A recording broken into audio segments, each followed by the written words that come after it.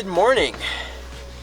I was going to start this video outside of the car, but the winds are like almost 40 miles an hour, and yeah. Welcome to the video. I'm Jonathan Zaharek, and we are in Arizona. With us today we have Claire and John.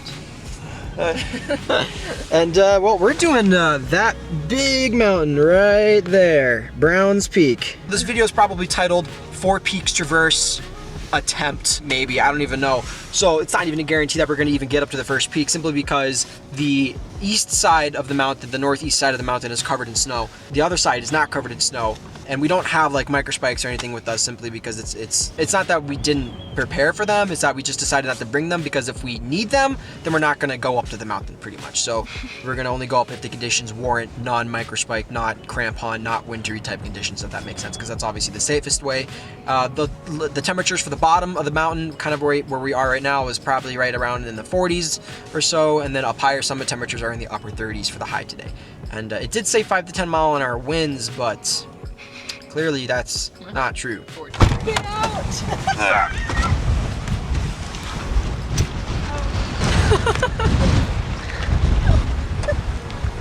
Battle.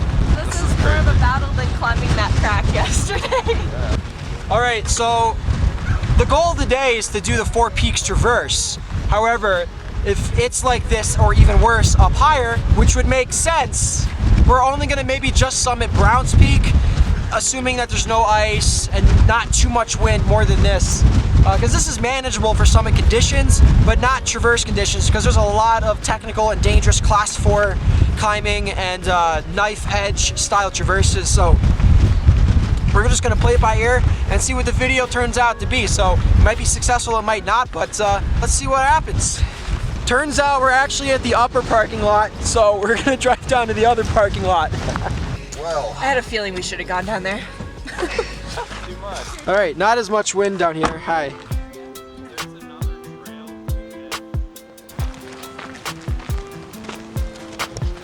The Four Peaks Traverse consists of Browns, Brother, Sister, and Amethyst, all up approximately 7,600 feet. If we successfully complete today's trek, it will be just about 9 miles or so, 2,800 vert, and a lot of scrambling. I thought Arizona was supposed to be warm. The trail that we're taking right now, I think it's just over 1.5 miles or so, and we're going to approach an infamous part of the trail called the Chute. For those here in the Adirondacks watching this video, it's kind of like a smaller trap dike, maybe a little bit more loose rock, not necessarily as long, but definitely up there on that style of scrambling. This morning we started off with some McDonald's. That was great. And then later on I ended up spilling the coffee on my lap. Whatever, I smell like coffee though. Correction, the trail from the car to the summit is like 2.5 miles. My bad. I think I meant it was like 1.5 to the Chute, but that doesn't even make any sense because the Chute's right before the summit, so.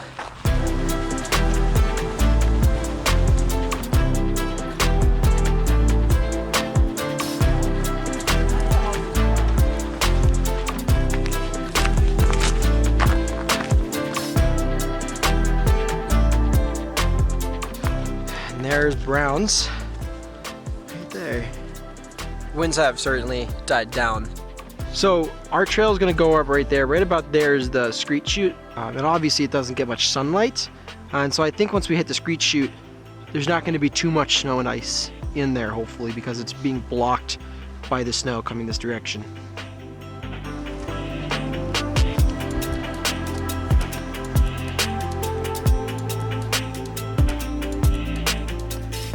So right in front of us here is Browns Peak, and that is the Screet Chute right there that we have to go up trap dike style and then traverse the ridge here to Brother. And that mountain right there, that's just an off shoulder to Brother, so that's not Sister Peak. Sister is directly behind it, and same with Amethyst. Look how beautiful this is. And you can see Phoenix way off there in the distance. Right here is the indication of the Amethyst Mine Trail, I believe. Now, the Amethyst Mine Trail leads to the Amethyst Mines, which is on private property. And recent reports indicate that there's been plenty of people trespassing there past the fences and the gates and everything. So if the Four Peaks Traverse is on your radar, please keep that in mind. There are cameras and stuff. So today, and you know, the reason why, it's like because people either go up to Amethyst Peak first, or they will descend off of Amethyst and go through that property in between 3 and 4. And so to avoid that, you'll have to backtrack over 3 and descend the chutes in between 2 and 3. Get back to the Amethyst Mine Trail and out. Loose areas we can use the walls on the side. Yeah, there was 2 cars. And I think there's someone else up there in the summit. We just heard a little yell. Hopefully that wasn't actually someone falling to their death.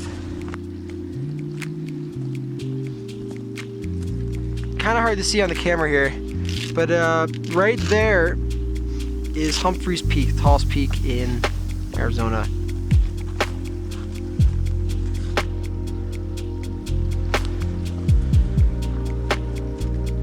Okay, so pro tip from a rock climber: when you're climbing stuff that's like exposed or you feel nervous on because it's really vertical or you have to climb, just don't look around you. People say don't look down, that's so true.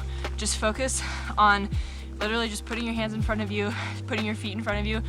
Don't look around, because sometimes like people get nervous when they're climbing up what we're gonna climb. Vertigo, even. So yeah, and vertigo, because if you look around, sometimes it messes with your head just how big everything is. So just have a super, super straight line of sight and don't think about anything else but climbing.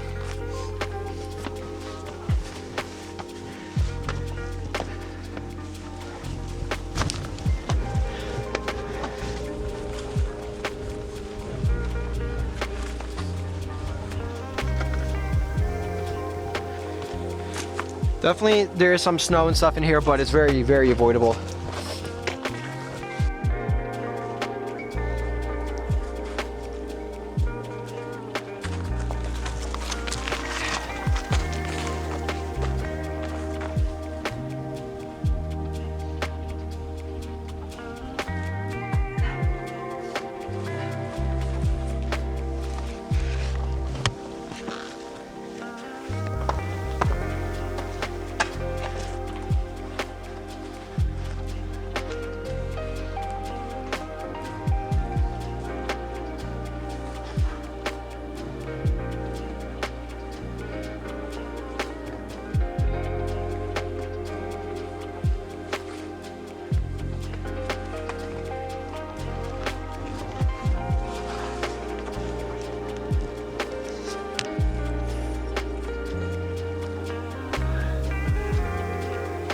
There she is. Good work. You can see it just shearing off. Slow and steady wins the race. We were wondering if we would see anybody today. We were wondering that too. There's 3 other crazy people out here.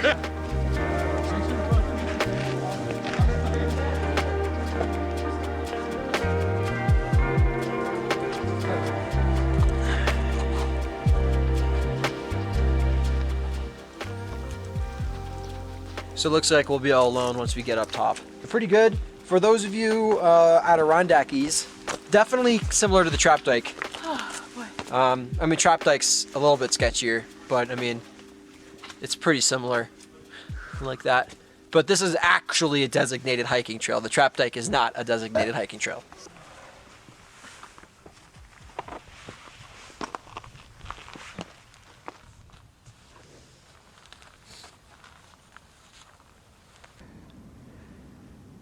And there we are.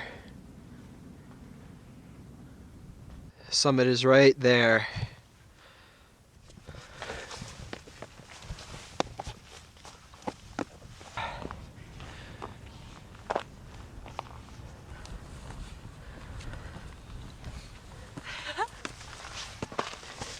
Here's the summit.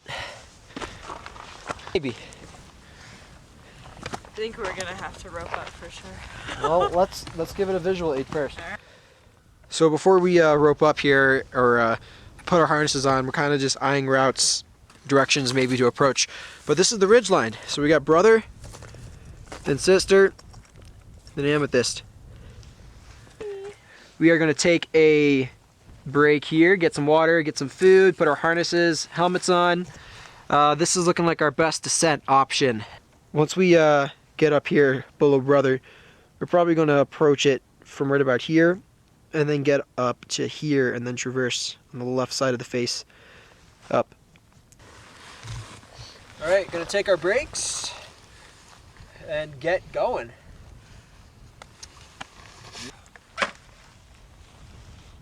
So we're gonna have our harnesses and our helmets on, just obviously for safety reasons, but also we don't know when we might find ourselves needing to rappel or not.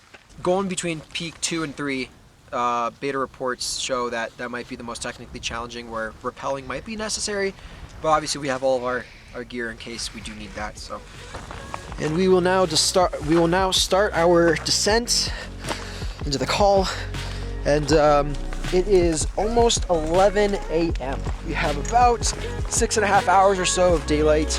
Should give us plenty of time. We have, you know, plan A, plan B, and plan C. So if you run out of daylight for some reason, we have other exit points and better headlamps.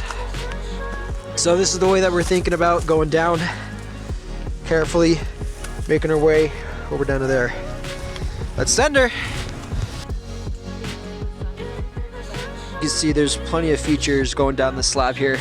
Just taking our time, being as safe as possible. Right in there.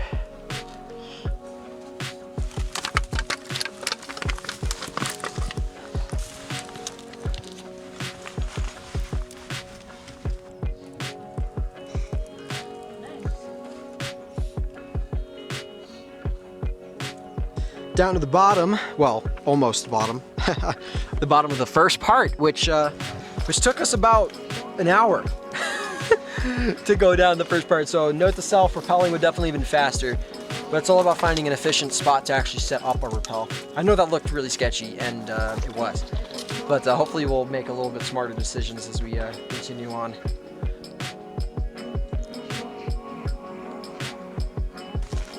A lot of loose rock. Almost down now. Just so loose.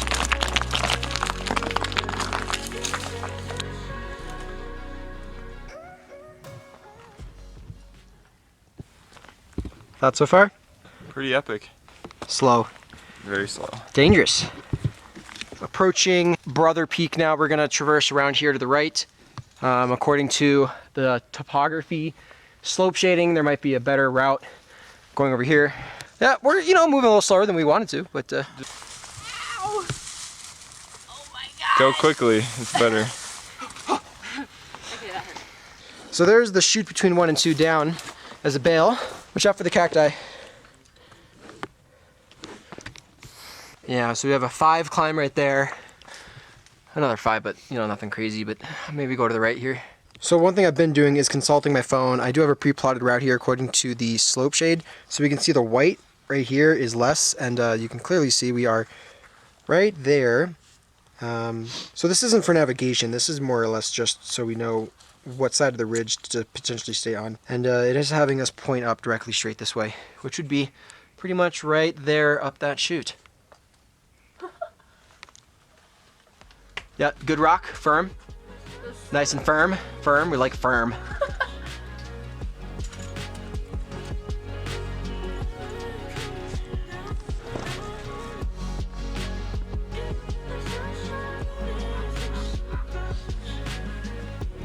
So John's gonna set up a belay, and he's gonna lead set up an anchor. I got a rope going up here. Oh. I'm not on, by the way. Wait, no, you got plenty of slack. Because obviously you're not even in yet. Right. So what we're thinking about doing, maybe, depending on time's sake and depending what the rest of the trail actually looks like as we get over number 2 here, we might descend off of 2 and hit the chute in between 2 and 3 just to go back to the Amethyst mine trail, back to the car. Or if the trail actually looks decent, less technical, then we might continue on. I mean, we probably only have about 3 to 4 hours of daylight left, so want to just be mindful about, of course.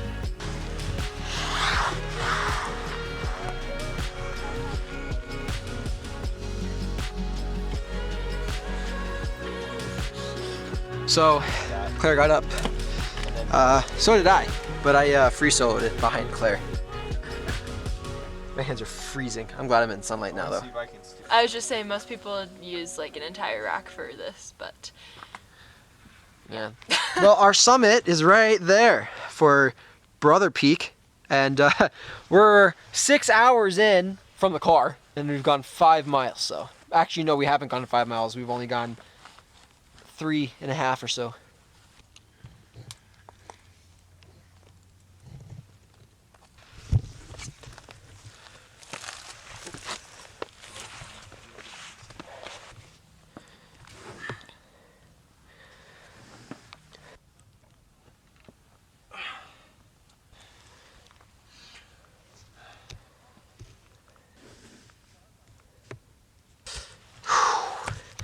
And here we are. Oh, darn it.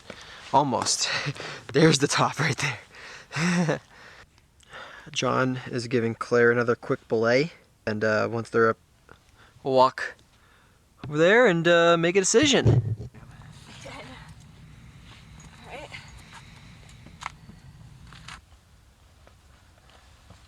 How does a mountain get more rocky? So this is a drop off right there. I'm totally safe, Mom. Totally safe, but check this out. Haha.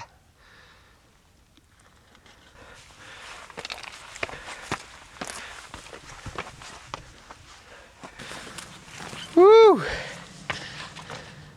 Whew. Brother Peak. Almost 7 hours in. And literally, that's where we just came from. And you can see people are on top of it. And then you got Sister Amethyst. As a group, it's a little different. Everyone's moving at a different speed. We're more than likely, after we descend this, we're going to probably descend back to the Amethyst Trail and cut the trip in half, which is fine. We're out here to experience it as much as we can and have a fun time and being safe. So will probably end up happening. Almost. So, what are you thinking? We should probably head back. 3 o'clock already, It's true.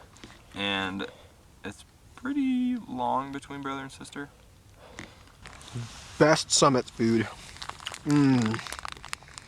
Upon coming off of the summit, which is right there, this is a good 100-foot vertical drop right in front of me. And there's a good line over here to the left. So we're gonna try to descend that way. Right there. Yep, nice little chimney here.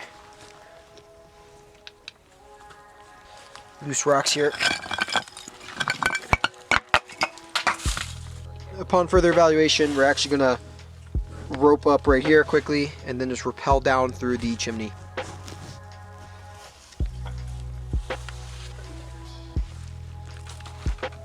Locked and loaded. Off the line, good rappel.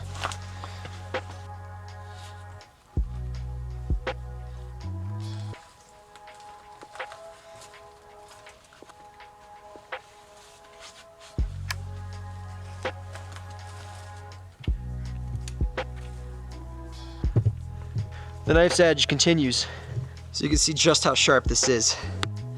I'm gonna try to traverse a little bit over here. Yeah, again, sorry, Mom. I'm not, don't worry, this is completely fine. So we are going to descend this way and out to the call through the ravine, chute out to the Amethyst Mine Trail. We just don't really have enough time to hit the other ones.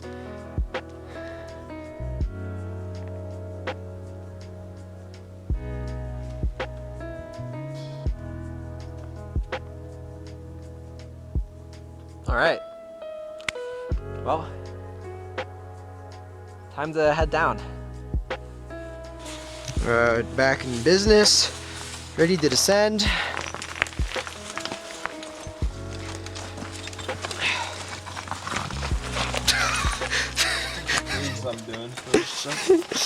So it looks like we're gonna have to go down this way instead of obviously up and over that and around. What were you saying? And if it gets too crazy, there's trees that we can rappel off. So and they said white boys can't rap. What are they talking about? So my hand is covered in soot, whatever. There's a huge forest fire. Isn't that sweet? The whole mountain's been burned ever since we got out of the car. Look at this.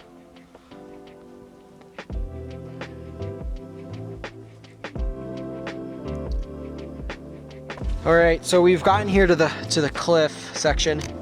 There's the tree right here that we might rappel off of, but just to give you an idea here of what this is like.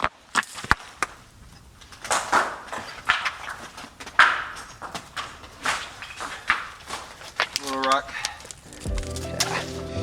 I am now locked into the tree here, and I'm gonna start flaking the rope.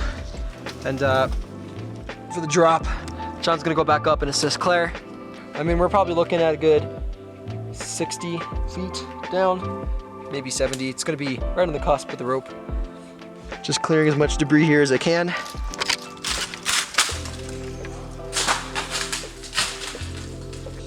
Rope is now at the bottom. It literally just made it, barely.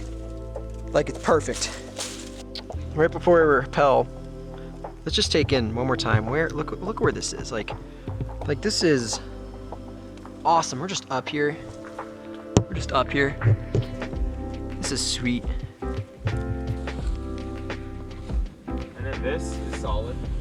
You kind of turn around and step down to it.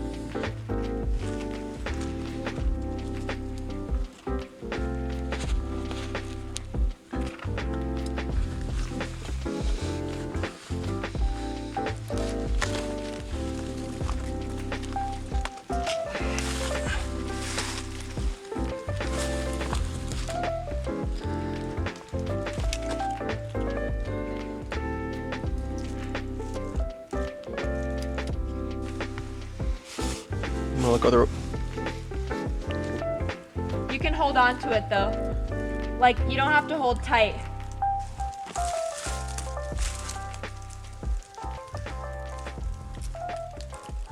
It is now my turn. See you down there. You're gonna basically be down to the stopper knots here. If I can, if I have enough, which I don't think I do.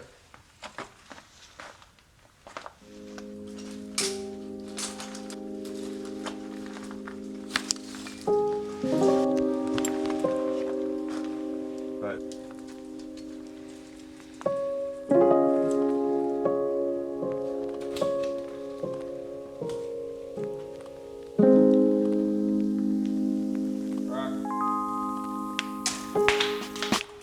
All right, daylight is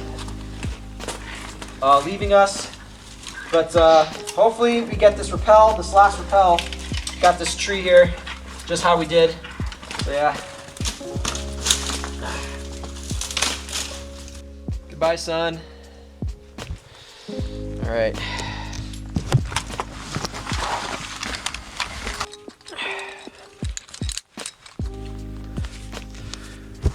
So to give some background to exactly why we are in this exact situation, we ended up leaving the traverse a lot earlier. We thought that this chute actually funneled us into the chute that we actually had as an exit point, but not. This is obviously a class 5 technical descent with multiple rappels. Luckily we're prepared for that, and we've had to get very inventive here to figure out exactly how to do that properly. But hopefully we don't have much left.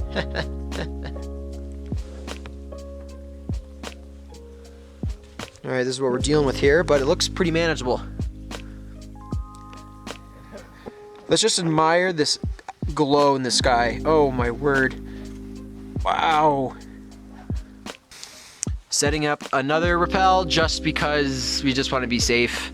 Because, you know, we're in the dark now and... I gotta do a stopper. I'll do it. But wow. Good on that end.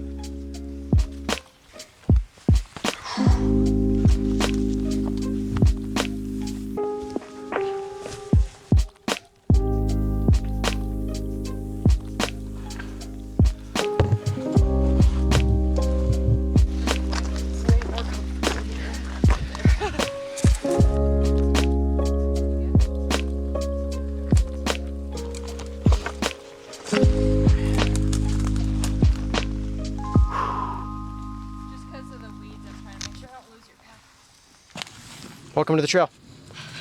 Bushwhacking. This is it? Yep. Oh well, lovely. I'll have some water now.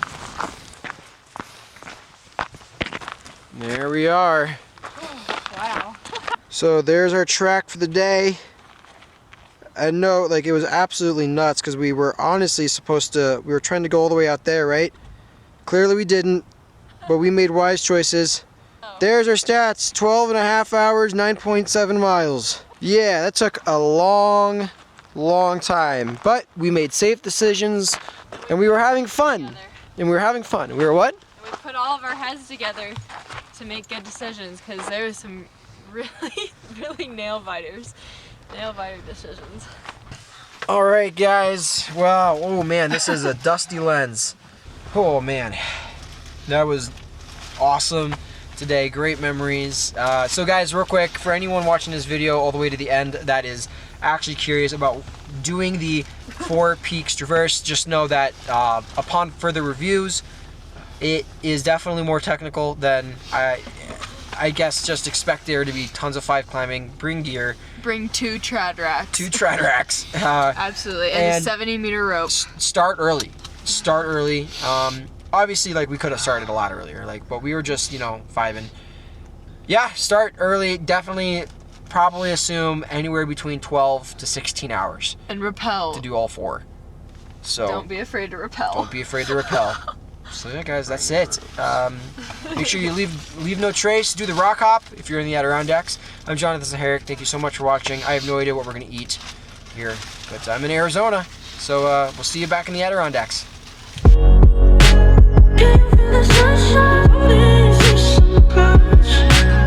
Did anyone say Filiberto's Mexican 24 hours? Yeah.